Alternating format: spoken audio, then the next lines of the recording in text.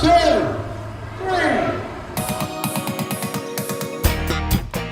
building itself we bought in 2019. It was a vacant furniture store, and we came up with the idea to put something on the outside of the building that would attract people to Route 66.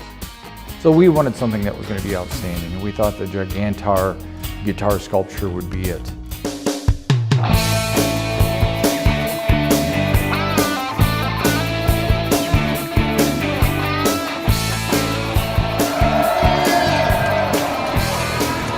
The planning process was pretty lengthy. Not only did we have to find a concept of what we wanted to do, we had to find an artist that we needed to do it. We needed to deal with the city. We are a historic landmark here in this building, and then we had to get a variance because the guitar is actually larger than what they allow on a building for a sign or for a sculpture. We chose Shannon McDonald because she's known as the world's greatest Beatles artist. She's done artwork for Cavern Club in Liverpool. She's done stuff at the Hall of Fame in Cleveland, Graceland. And also she's a musician. Her reputation preceded her.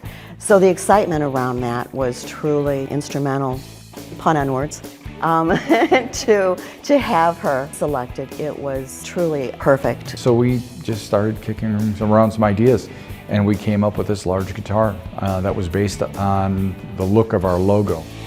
Route 66 is kind of known as the kitschy Americana. And what is more popular than a 25-foot guitar? I know that Ron Romero wanted to dream of something that would be big, a landmark here in Illinois. There's so many other landmarks, and this would be just an attraction along Route 66. And when it came to fruition, it was like a dream come true. It's a 24-foot guitar. It's made of aluminum, every bit of it, except a couple things, maybe the pickups. It took quite a while. When I heard that Shannon was going to partner with PPG Paints, I knew how versatile, those paints would be and that they would last long. The sign was actually made in New Jersey, and two of our board members traveled to New Jersey. They actually drove out there so that they could follow it back. So Tim Seaton and Andy Carey drove all the way out there. We started out here in Joliet. Halfway there we stopped in Cleveland, and we stopped at the Rock and Roll Hall of Fame in Cleveland, Ohio. And then we ended up stopping in Pennsylvania. I will say that when you spend that much time with somebody, you really get to know them, and I learned more about musical history in Illinois than I could ever imagine. Andy's just an incredible resource for trivia and music in Illinois. We had to go through a snowstorm. Kind of hit a mini blizzard at one point. We tried to get the trailer, which was an extra long trailer because the guitar's so big, getting into the parking lot at the hotel, and the driver couldn't get in at first, so we had to help him, and we were blocking traffic in this 4-lane road. 10 o'clock at night. It was kind of scary. So it was a wonderful journey. There was a kickoff there at a place called the Stone Pony, which is very well known because that's where Bruce Springsteen used to play all the time. We were very fortunate to have a couple of the guys from the Smithereens that actually kicked off the journey from New Jersey back to Illinois. Just as quick as we got to Springfield to pick up the guitar and meet there and actually come up, I was getting calls from TV shows and radio stations and newspapers, and people said, "We just found out about this. We want to do a story. Do you have a moment?" Every time we stopped at, people came out to see it, and every historic landmark on Route 66 that we stopped at had a little bit of a crowd. People were expecting us. In many of the areas, we had some of the mayors come out and speak with us and do photo ops. We got to meet a lot of the people who are true Route 66 fans along the way. So it was really exciting to meet everybody and to share that publicity with everybody along the way. We didn't have it laying out, flat on the deck because it's too wide to go over the road because it's 12 feet wide. So we had to stand it up vertically. Well, one of the brackets fell off and came loose, and the bolts that were holding it together were missing. We had to do a little mechanical engineering, and Andy had that down. I was the shortest guy, so I could never get up on the truck, but I would hand him all the wrenches and the nuts and the bolts. So we bought 2 nuts in 1 bolt and double nutted it. So it's a way to keep it tighter so that it can't come loose. So it was able to make the rest of the trip safely. When we stayed at these hotels, we had parked Gigantar in the parking lot. I remember getting in the elevator one morning and all these little kids were all excited. And I said, hey, how you guys doing? They said, there's a huge guitar in the parking lot. We're gonna go down and look at it.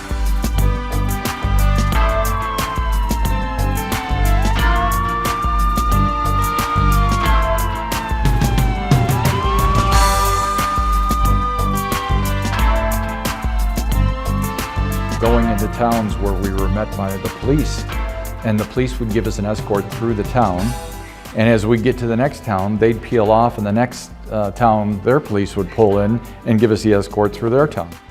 Just a lot of pride. When we ended up at the Joliet prison, and that was in the evening, we had quite a presence of the police. It was all good, but there were a lot of squad cars. I've worked with Route 66 in the state of Illinois for quite some time to help promote. So to have that drive past some of those truly iconic locations was, because it's never going to be an opportunity again that they would be able to have Gigantar next to them, you know, to kind of say, okay, I'm here, move aside. I'm stepping in.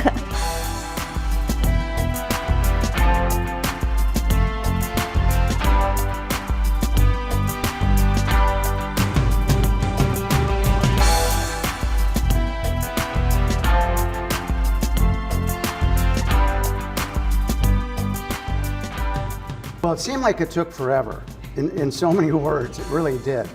So I know that it was a couple days of you know, mounting it, and getting it prepared and so forth. So when the big night came, we knew that we'd have dozens of different dignitaries and celebrities and people that were here in support of the museum. And there were hundreds of people out in the street. And it was overwhelming. The helicopters, the press coverage. It was on 6 or 7 different stations here in Chicago, so it was very exciting.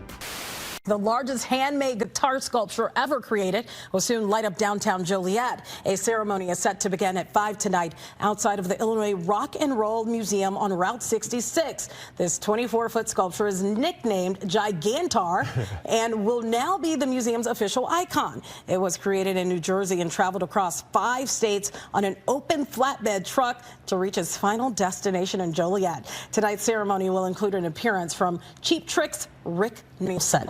1, 2, 3.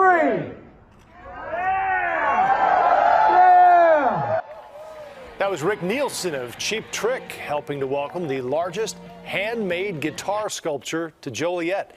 The 24-foot tall guitar known as the Gigantar arrived earlier today at the Illinois Rock and Roll Museum on Route 66. The guitar made its way here all the way from New Jersey.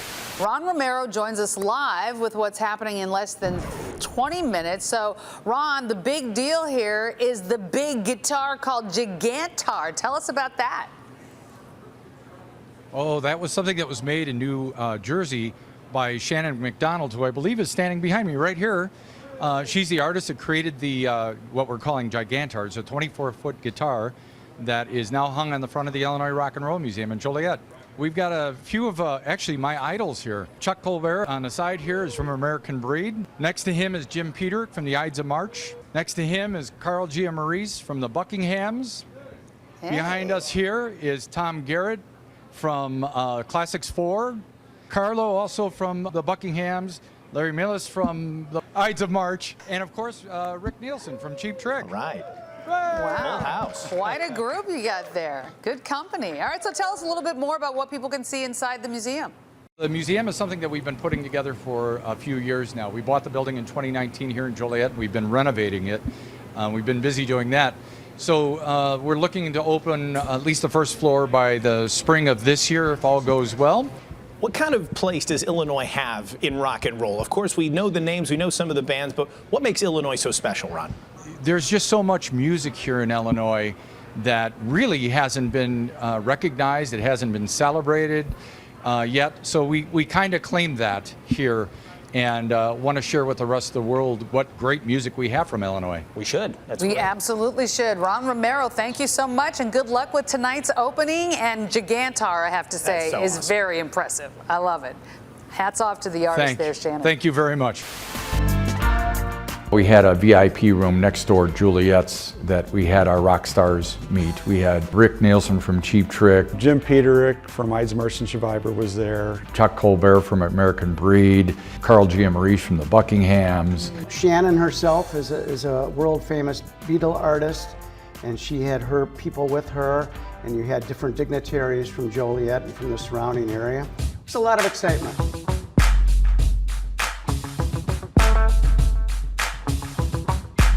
You know, there's always those last-minute things, and when you throw a switch, and we had the coolest switch you've ever seen. Everyone had there is a photo out there on social media that everyone was holding their phones up in the air, waiting for this moment. And I had my fingers crossed that the switch was actually going to work.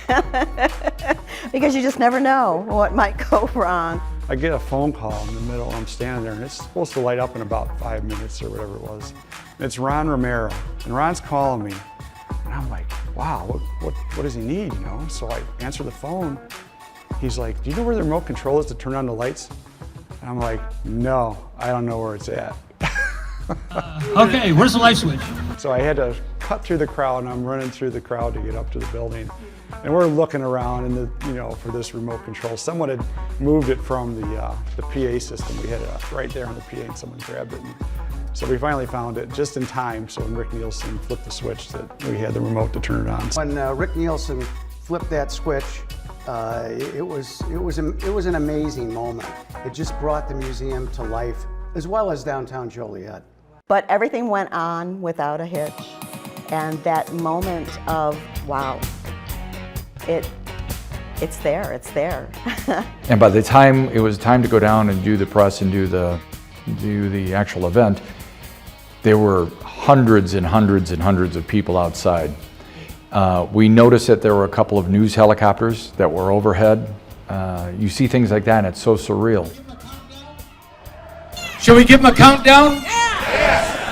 1, 2, 3.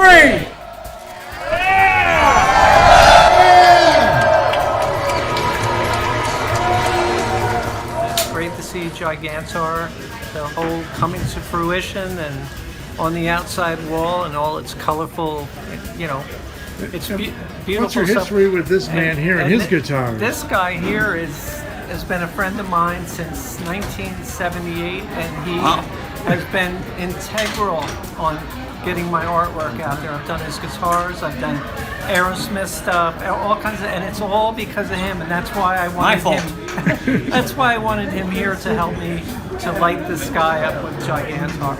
Well, thank you, Shannon. You're welcome, Red. She's great. That's all you need to know.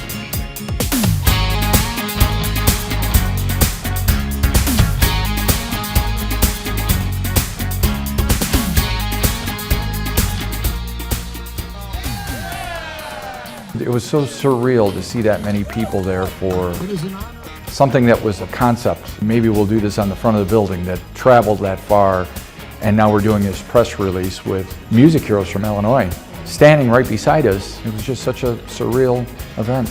Everyone was so welcoming and so excited to see this finally take place. Hey, we're doing it, it's there, we've got all this hype that's going on. We're on our way. There's a lot of people involved. There's over 21 board members, there's 10 historians, there's a lot of committees, there are a lot of people who donate their time and their funds to this project. As of today, we have over 850 charter members before we open up the doors from 35 different states that support this mission and support what we're doing here at the museum. So there's a lot of people involved, and I want to say thank you to all of them, and I'm very thankful.